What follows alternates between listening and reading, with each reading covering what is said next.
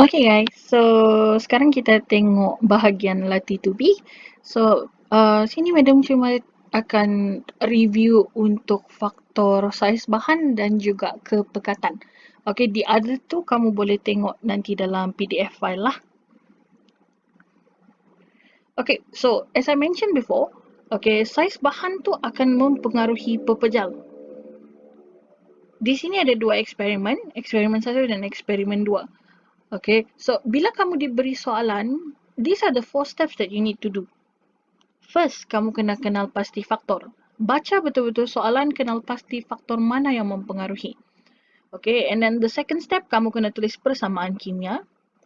The third step, daripada persamaan kimia itu, kamu kena buat persamaan ion. The reason is adalah supaya kamu dapat kenal pasti zarah mana yang bertindak balas. Okay, so after that, baru kamu boleh bandingkan kadar tindak balas kedua-dua eksperimen. Okay, so step 1. Kenal pasti dia punya faktor. So, dalam eksperimen 1, dia menggunakan serbuk. Dalam eksperimen 2, dia menggunakan ketulan. Which means faktor ini adalah saiz bahan. Okay, lepas tu kamu buat persamaan kimia. Tolong make sure persamaan itu seimbang. Sebab dia akan mempengaruhi persamaan ion kalau dia tidak seimbang. Daripada persamaan ini, okay, kamu kena pecahkan kepada persamaan ion. But kita review dulu. Okay, apa benda yang kamu tidak boleh pecahkan dalam persamaan ion? Kamu tidak boleh pecahkan pepejal, kamu tidak boleh pecah atom, kamu tidak boleh pecah molekul. So, daripada sini, kalsium karbonat ni adalah pepejal. So, kita tak boleh pecah lah. Right? Hidrogen pula. Air dan juga karbon dioksida itu adalah molekul. So, tidak boleh kacau.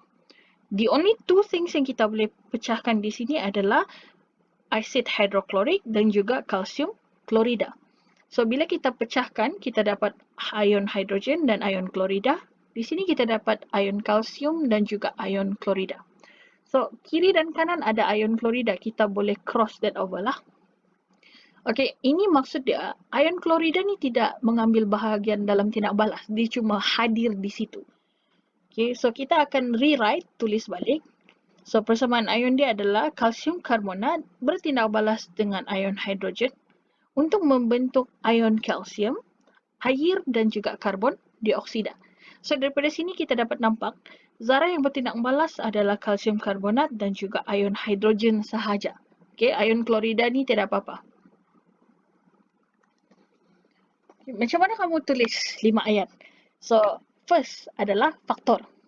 So, saiz kalsium karbonat dalam eksperimen 1 adalah lebih kecil berbanding eksperimen 2. Kadang-kadang kalsium karbonat ni dia akan tulis sebagai marmar. Tapi dalam jawapan, kamu kena tulis kalsium karbonat. Okay, jumlah luas permukaan kalsium karbonat yang terdedah. Jangan tinggallah perkataan ni terdedah. Dalam eksperimen 1 adalah lebih besar berbanding eksperimen 2. Frekuensi pelanggaran antara kalsium karbonat dan ion hidrogen dalam eksperimen 1 adalah lebih tinggi berbanding eksperimen 2. Frekuensi pelanggaran berkesan dalam eksperimen 1 adalah lebih tinggi berbanding eksperimen 2. And last but not least, kadar tindak balas eksperimen 1 adalah lebih tinggi berbanding eksperimen 2. So, ini ayat lengkap untuk dapat 5 markah.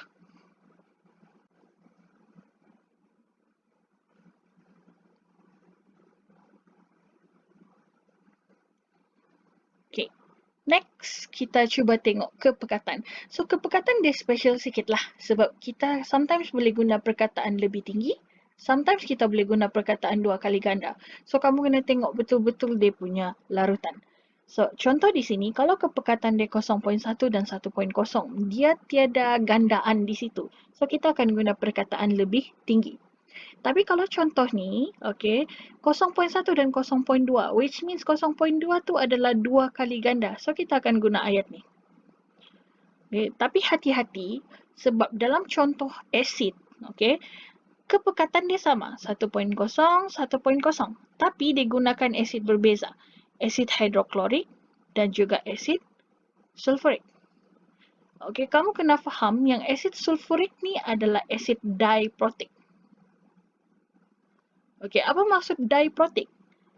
Apabila 1 mol Asid sulfurik mengayon, dia menghasilkan 2 mol ion hidrogen dan 1 mol ion sulfat. Untuk asid hidroklorik pula, dia adalah asid monoprotik. So, apabila 1 mol asid hidroklorik mengayon, dia menghasilkan 1 mol ion hidrogen dan 1 mol ion klorida. Okey, daripada sini kamu boleh nampak, okey, asid sulfurik menghasilkan 2 kali ganda ion hidrogen. Kalau asid hidroklorik ada 1.0, maksud dia asid sulfurik ada 2.0, double. Okey, so di sini kita akan guna perkataan 2 kali ganda lah. Mari kita tengok contoh. So, ini adalah contoh eksperimen yang mana dia menggunakan kepekatan yang sama tapi satu menggunakan asid hidroklorik, eksperimen 2 menggunakan asid sulfurik. So, bila kamu tulis persamaan dia, of course kamu akan nampak dia punya asid berbeza. Satu asid hidroklorik, satu asid sulfurik. Tapi bila kita buat persamaan ion, okay, kamu akan notice persamaan ion dia sama. Sebab semua asid yang bertindak balas hanyalah ion hidrogen. Okay, so macam mana kita tulis jawapan dia? Okay, so kepekatan ion hidrogen, jangan tulis asid lah. Kalau contoh asid tu adalah asid yang sama, tapi kepekatan berbeza, kamu boleh tulis. Tapi sekarang dia adalah asid yang berbeza. So kita akan tulis kepekatan ion hidrogen. So, kepekatan ion hidrogen dalam eksperimen 2 adalah 2 kali ganda berbanding eksperimen 1. Bilangan ion hidrogen per unit isi padu dalam eksperimen 2 adalah 2 kali ganda berbanding eksperimen 1.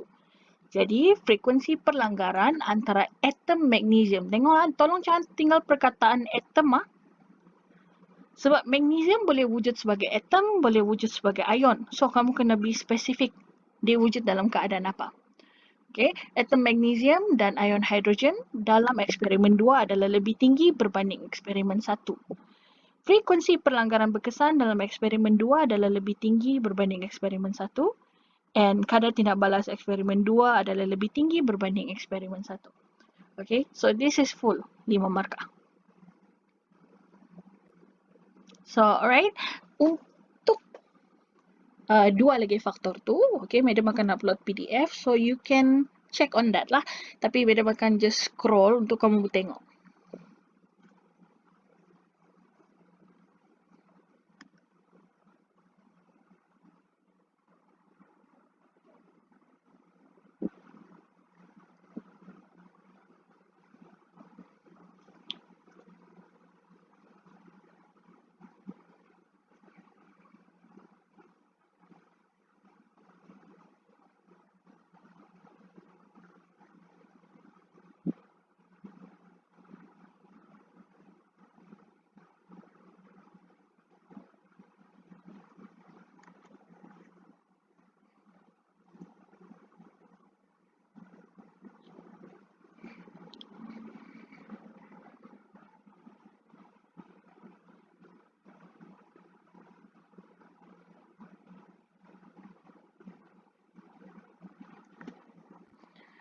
Okay, so I hope you do understand a little bit. Nanti kamu boleh adjust sikit-sikit lah. Okay, boleh refer balik, right?